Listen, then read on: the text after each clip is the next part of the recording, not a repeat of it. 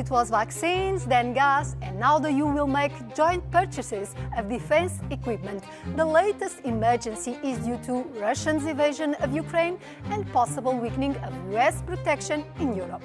To raise the necessary funds, the EU created a new financial instrument. It's called SAFE, short for Security Action for Europe, and we'll explain it in this EU Decoded. SAFE will have 150 billion euro, which the EU will borrow on the financial markets. It is one of the pillars of the Readiness 2030 plan, which aims to mobilize 800 billion euro for defense investment by the end of the decade. The aim is to increase the production capacity of air and anti-missile defense, artillery systems, missiles and ammunition, drones and anti-drone systems, protection of critical infrastructure including space, military mobility, cyber, artificial intelligence and electronic warfare. Each one of the 27 member states will be able to borrow from this fund, and they can enter into partnerships with other member states. We'll talk more about those partnerships later, but for now let's hear what Europeans think about more investment in defense. Jedes Land braucht ein Minimum an Entwicklung, auch auf Rüstungsebene. Wenn es aber darum geht, jetzt wieder so ein Wettrüsten zu initiieren, dann bin ich nicht dafür. Ich bin sehr für eine gemeinsame europäische Verteidigungsanstrengung, aber die einzelnen Budgets kann man auch in den Nationalstaaten lassen. Und vor allen Dingen muss man dafür keine Schulden aufnehmen. Perché comunque credo che ci sono priorità più urgenti da affrontare sia in Italia, in Europa. Io sì, sono d'accordo. Perché praticamente noi dobbiamo pure difenderci e il pericolo l'abbiamo alle porte. Euronews defense reporter Alice Tidy has covered this regulation. What is the situation with regard to military equipment production in the EU, and how can the fund play a role?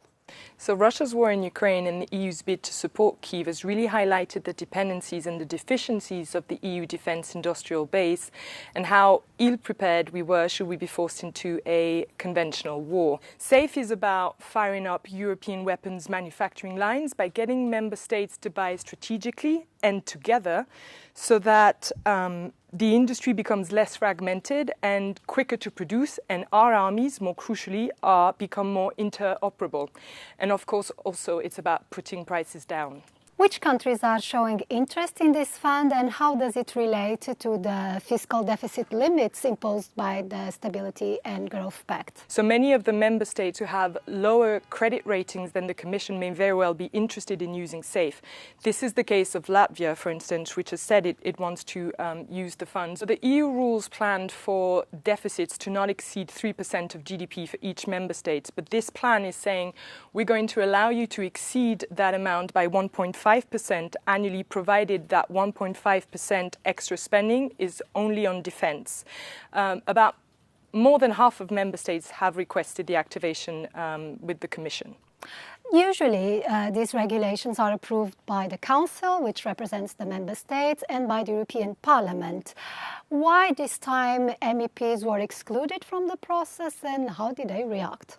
So the Commission decided to invoke Article 122 of the treaty. This can only be invoked in case of severe difficulties in obtaining certain items, or if a member state is seriously threatened with severe difficulties caused by natural disaster or by exceptional occurrences beyond its control.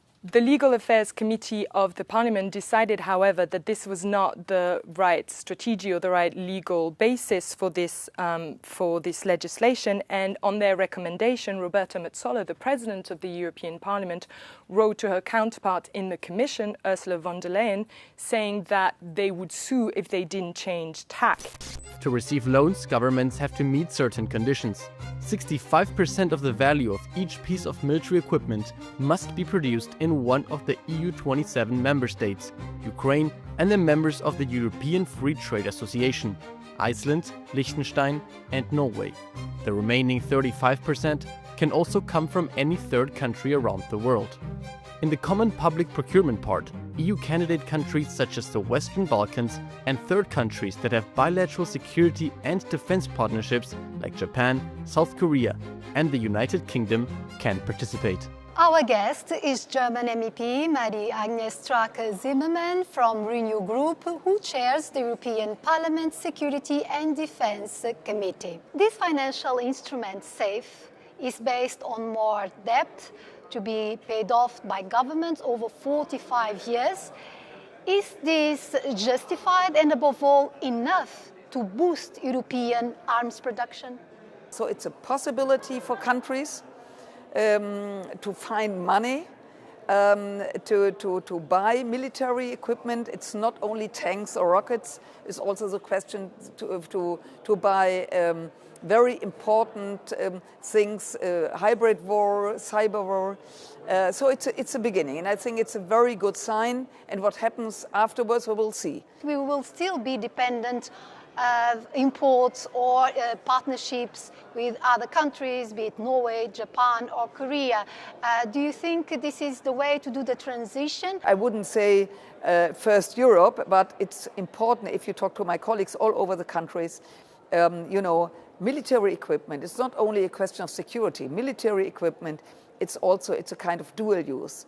It's a kind to develop technological, really huge things, and this is also important for civil things. So yes, we have to support and we have to boost Europe. United States President Trump is demanding higher contributions to NATO, which will be difficult for some member states. The European Union has now this program, Rearm Europe 2030. Will it be enough to convince the United States to keep its support for Europeans' defense? There is one big player, and this is China. China is an observer. China will see, are they just talking about freedom and peace, or are they really ready to defend their freedom and peace? If Ukraine lost this war, if we are not able to pay more, to do more, then it's easy to say for China, come on, they are just talking. And so I think that we have to work together all over the world, not only here and there. And I'm optimistic that the President of the United States will realize what we are now starting to do.